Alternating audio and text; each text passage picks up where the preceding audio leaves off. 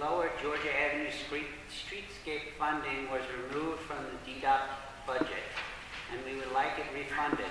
Streetscape improvement is a major issue for residences and businesses. Will you support refunding the Lower Georgia Avenue streetscape, and if so, where would you get the funds? We'll go back to the back. Yeah, well, the way that we do this right now in the city, it's neighborhood against neighborhood. So the money that's been set aside 3 times for Georgia Avenue was also promised to 14th Street, was promised to U Street, was promised to Adams Morgan. As an ANC commissioner in Adams Morgan, when suddenly we heard that we were going to lose our funding for our streetscape program, of course we all went to the ground. Immediately we were fighting for our own small bit of the pie, but it was at the expense of Georgia Avenue.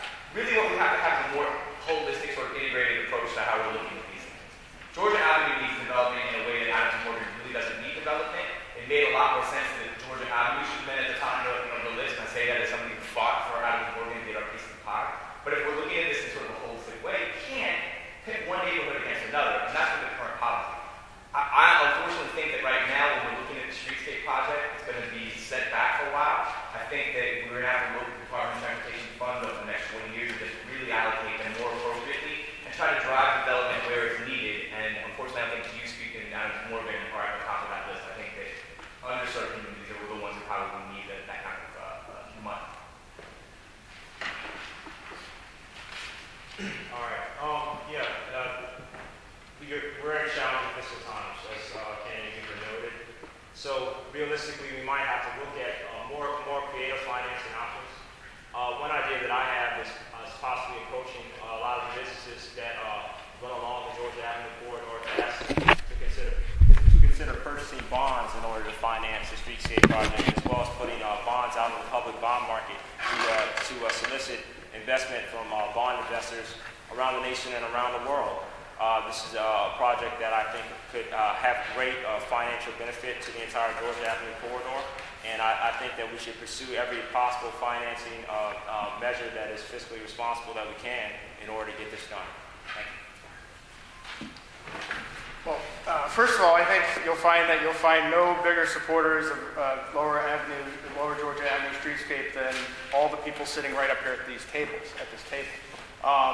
So of course, we all support it. At the end of the day, though, one of the big problems that we have in the district government is that we're not efficiently and effectively spending money. Let me give you a DDOT example. If we were to take Metrobus, and we were instead to use the same contractor that's used for the circulator, we would save $100 million. A lot of council members have pet contractors. A lot's done for certain things to go a certain way. But that's a decision that if we went to the circulator contractor, we'd save $100 million. And that's money that could be used for things like this. And by the way, that would still be, if you went to that contractor, you'd still have the same union employees as you would with Metrobus. So that's just one tangible example of ways in which we can save money so we can afford to do these things. We shouldn't be wasting money, which I think we all have seen examples of how we've been wasting money. Thank you. So, like everyone else, I'm a supporter of funding for Lower Georgia Avenue. But I think what's been missing are council members who know how important this corridor is. In my former job, I was a project manager for Gateway Georgia Avenue Revitalization Corporation, which works on the northern part of Georgia Avenue. And one of the biggest issues that we would always face was going up against a bureaucracy, going up to council members who didn't see it as a priority to build on Georgia Avenue.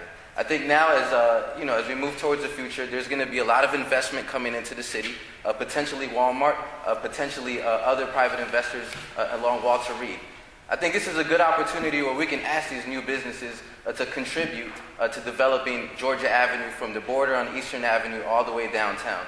And then again, with the waste, DC government has a wrong set of priorities. There's a whole number of different places that we can cut down on waste and put the money where it needs to happen. If we ever want to get serious about developing Georgia Avenue, then we need to start by making sure that the funds stay and go where they need to be. Well, we've heard, we pretty much agree on how the problem has arisen, but here's something I think we do have a vehicle in this city that we have to take a closer look at. CBAs, community benefits agreements.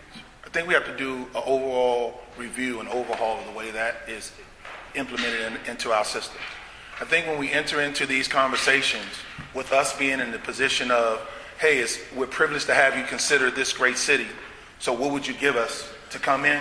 We've already started a negotiation process at a deficit.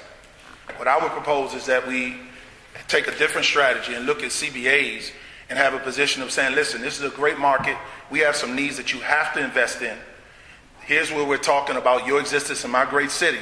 CBAs have to touch short-term, small and large initiatives and programs for the duration, not just the first couple of years that you're in this city. And I think the way that we assess is through every 2 years, we have to have a major audit and a comprehensive every 5 years on these CBAs. They're getting a lot of money is being lost through the CBA process that can be invested in initiatives just like this one.